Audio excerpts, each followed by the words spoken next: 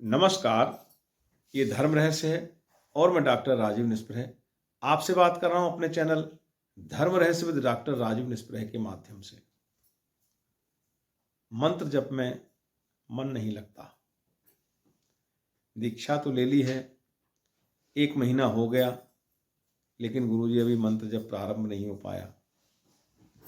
करते हैं तो मन उचट जाता है। इस तरह के बहुत सारे प्रश्न आप लोगों की तरफ से मेरे पास दीक्षा लेने के बाद भी आते रहते हैं। पहली बात तो ये है कि अगर हम इस तथ्य पर विचार करें सम्यक रूप से कि आखिर मन क्यों नहीं लगता।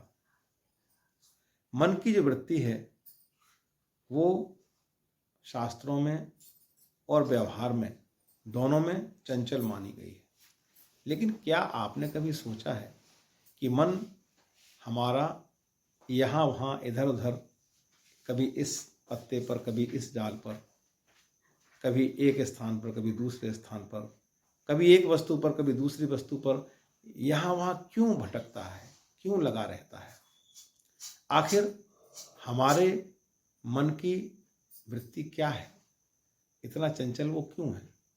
अगर हम इस पर विचार करें तो मन दरअसल इसलिए बदलता रहता है, हर जगह इसलिए भागता है, बार बार दिन भर, हर समय, सोते समय भी वो भागता रहता है, क्योंकि वो एक परम शांति चाहता है, एक परम तृप्ति चाहता है। इसलिए इस संसार में जो कुछ भी मन के अनुसार प्राप्त होता है, उसमें जब उसे तृप्ति नहीं मिलती तो फिर वो दूसरी वस्तु की ओर अग्रसर हो जाता है। उसकी प्राप्ति के बाद फिर वो तीसरी वस्तु की ओर अग्रसर हो जाता है। आप देखें, ना तो गरीब का मन लग रहा है, ना पैसे वाले का, ना और किसी व्यक्ति का, जिसके पास सुख संपत्ति भोग साधन है उसका भी, और जिसके पास कुछ भी नहीं है उसका भी मन नहीं लग रहा। मन भटक रहा है, चंचलता से इधर उधर भाग रहा है। कभी आपने सोचा कि ऐसा क्यों है? क्योंकि मन जो परम तृप्ति चाहता है वो परम तृप्ति किसी सांसारिक वस्तु में है ही नहीं। इसका अर्थ केवल यही हुआ कि मन उस परम ब्रह्म परमात्मा में, मन उस परम सत्ता में, मन उस माँ भगवती के चिंतन में, उसी में विलीन होना चाहता है। लेकिन वो रास्ता उसे नहीं मिल रहा। उस तक पहुंचने के लिए वो तमाम सारे रास्ते चुनता है, तमाम सारी वस्तुओं को चुनता है और हर समय भटकता रहता है। अगर हम इस तथ्य को जान लें और इस मन को हम उस परम सत्ता की ओर, उस परम शक्तिशाली, उस सर्वव्यापी माँ भगवती की ओर अगर प्रवृत्त करें तो निश्चित रूप से मन आपका शांत हो जाएगा। लेकिन इस तथ्य को ना हम जानते हैं और ना ही उस ओर हम उसे ले जाना चाहते हैं। ज्ञान जिसे हम कहते हैं,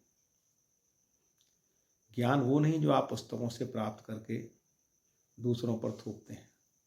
आपके अनुभव से आप जो मंत्र जप करते हैं, आपको जो अनुभव प्राप्त होते हैं, असली ज्ञान तो वही है।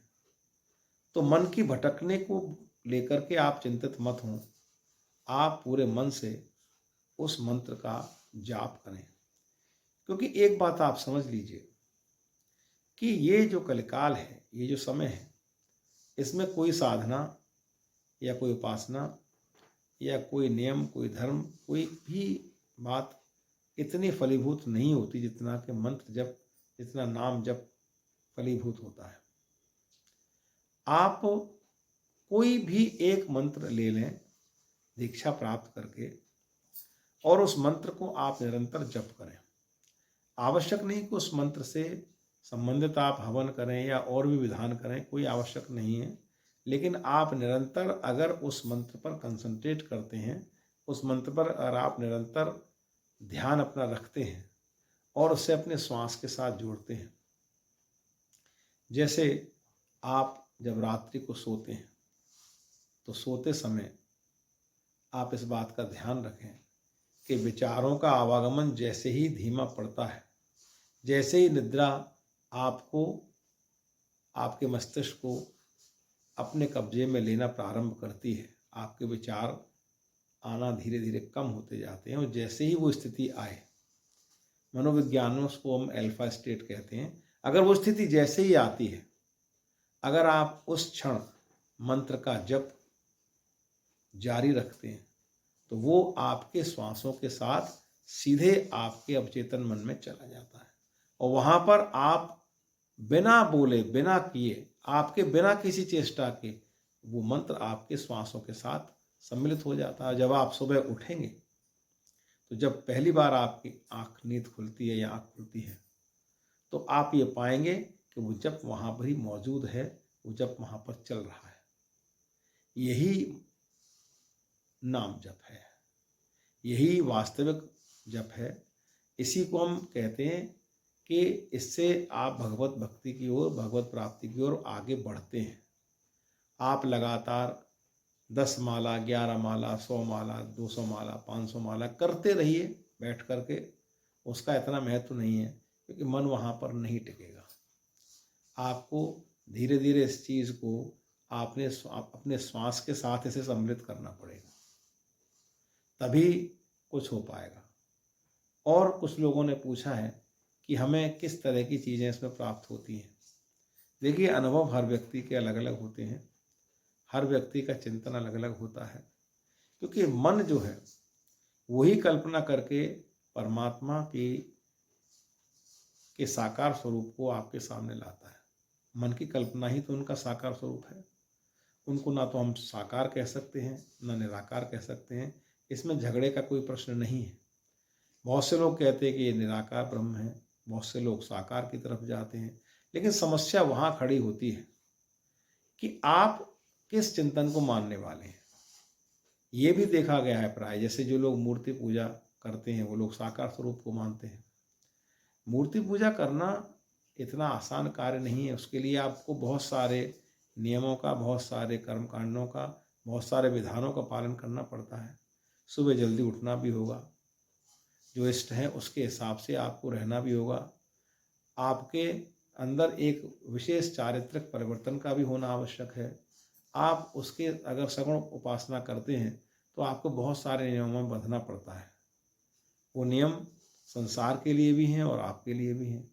और अगर आप निराकार की बात करते हैं, वहाँ किसी नियम की बात नहीं। तो बहुत से लोग निराकार को ओढ़ते इसलिए हैं कि उन्हें किसी नियम में नहीं बंधना है, उन्हें किसी प्रकार की मेहनत या किसी प्रकार का कोई कर्म ऐसा कोई नहीं भी करना है। इसकी वजह से वो लगातार निराकार की बात करने लगते हैं। अधिकांश लोगों की संख्या वही है। लेकिन बात वहीं घूम कर आती है कि आप किसी भी रूप में प्रवृत्त हों, मंत्र जप तो हमेशा ही आवश्यक है। क्योंकि ध्यान भी, जो निराकार की बात करते हैं वो ध्यान की बात भी करेंगे, और ध्यान की बात में फिर वो पहुंचते हैं कि हम ध्यान किसका करें। पर यहाँ आते ही 2 हो गए तो साकार हो गया। तो उन्हें ये भी नहीं पता ध्यान है क्या। तो वास्तविकता ये है कि आप इसके चक्र में न पड़ें कि ये साकार या निराकार के चक्र में न पड़ें। सीधा आप जो मंत्र आपने लिया है उसी नाम जप को आप प्रारंभ करें। वो ना तो वो निराकार है ना साकार है, सिर्फ आप उस मंत्र में ही विलीन हो जाएं, अपने आप को विलीन कर दें। और एक भाव अपने अंदर रखें कि सिर्फ आप ही प्रमुख हैं। अपने कर्म के साथ उनको समर्पित हो जाइए। जो भी आप कर्म करते हैं, हर व्यक्ति संसार में एक विशिष्ट कर्म के लिए उत्पन्न हुआ है, लेकिन 90% से अधिक लोग ऐसे, उनको यही पता नहीं होता कि हम आखिर किस कार्य के लिए यहाँ पर आए हैं, क्या करना चाहते हैं। यहाँ पर आकर के कुछ धनोपार्जन करना, विद्या अध्ययन करना, इसके बाद अपने परिवार का पालन पोषण, बच्चों का पालन पोषण करना, उनके ब्याह शादियाँ करना, फिर मर के चले जाना, केवल इतना जीवन नहीं। लेकिन अधिकांश लोग यही जीवन जीकर चले जाते हैं। उनको पता भी नहीं होता कि वो किस कार्य के लिए उनका आगमन यहाँ हुआ है। तो सम्यक रूप से इस बात का विचार करें, उस कर्म को आप उस परम सत्ता को समर्पित कर दें कि जैसी तुम्हारी मर्जी है। ये भाव अगर आप अपने अंदर लेके चलेंगे कि जैसा तुम चाहो, मेरी कोई चाहत नहीं है, मैं तो सिर्फ आपके नाम का स्मरण कर रहा हूँ, तो निश्चित रूप से आपके योग क्षेम का वहन वो स्वयं करेंगे। आपको फिर कुछ करने की आवश्यकता नहीं है। आप सिर्फ स्वयं को अपने कर्म के सहित उनको समर्पित करके देखिए, सिर्फ समर्पण की देर है। बाकी एक बार अगर आप समर्पण कर देते हैं तो आपके कष्ट फिर उनके हो जाते हैं, आपकी चिंताएं फिर उनकी हो जाती हैं और आप निश्चिंत होकर जीते हैं। क्योंकि चिंता में तो वे भी हैं जिनके पास सब कुछ है और चिंता में वे भी हैं जिनके पास कुछ भी नहीं है। चिंता में केवल वे नहीं हैं जिनके पास उस परम सत्ता की चाबी है, जिनके पास उस परम सत्ता की डोर है, सिर्फ वे ही निश्चिंत हैं। इसलिए जुड़ जाइए लगातार उस परमात्मा से और मंत्र का जप, नाम जप निरंतर कीजिए। जिस प्रकार मैंने कहा है, कोई आवश्यकता अगर है, कोई बात है, मुझसे पूछिए, जुड़े रहिए। लगातार देखते रहिए धर्म रहस्य विद डॉक्टर राजीव निस्पृह। अपने प्रश्नों को मुझे कमेंट बॉक्स में लिखकर भेजिए, अपने कमेंट्स दीजिए और मैं प्रयास करूंगा कि आपके बातों का यथासंभव जवाब दूं। नमस्कार, शुभ रात्रि।